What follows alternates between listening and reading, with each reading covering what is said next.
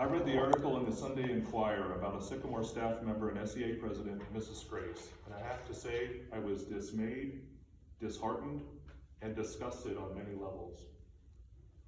How many of you would still have your job if you walked into your place of work drunk, exposed yourself, bullied a female coworker via a text message, and made a racially charged comment?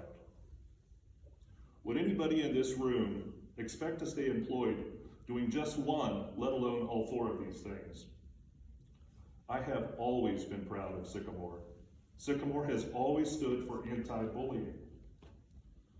Sycamore has a zero tolerance policy for racist remarks. Sycamore boards of education have always put the safety of their students first. So what's different in this case? How has Mrs. Scrase retained her job? Mr. Comer, I know you know very well that you are not to make comments directed at employees.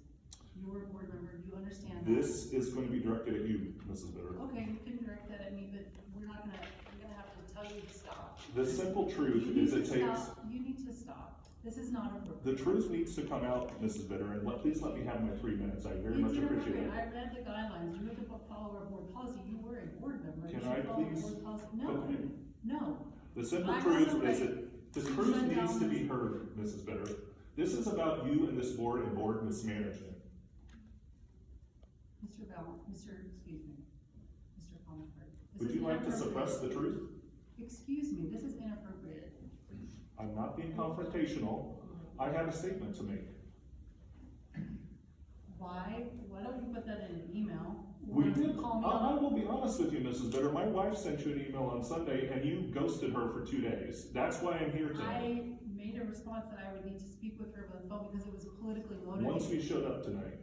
It's not politically motivated. I'm concerned about our high school principal, Mr. Porter, and our communications director being targeted for bullying and racist remarks. That's an important topic. You used to be a board member. You I know absolutely. This is a violation of that. You go ahead. Go ahead. By all means. If you want to give your campaign speech right here on the floor, This is not Board of Education. This is not a campaign speech. The simple truth, it takes 3 board members to agree to termination. I clearly have no idea what happened behind closed doors, but what I saw was the outcome. 15 days and expunging from the record. What I read in the Enquirer makes me pause. In Ohio, a school board member must recuse themselves from a decision if they have a conflict of interest, which generally means one of 3 things. A personal financial interest in a matter before the board, a close family member directly involved in the decision, or a situation, and this is what's relevant here, where their impartiality could be reasonably questioned. Are our school board members impartial in regards to Mrs. Scrase? Mrs. Scrase is the name leader of the Citizens for Sycamore PAC, which supported a majority of the current school board members. She actively campaigned for a couple of school board members wearing campaign t-shirts. There are pictures online of Mrs. Scrase arm in arm with you, Mrs. Bitter, during your campaign. At least one school board member here received $1,000 personally from Mrs. Scrase for their campaign. To be clear, Mrs. Scrase has every right to form a PAC 30 seconds. and endorse the candidates that believes to best serve the district. My concern is whether or not this board has given her preferential treatment.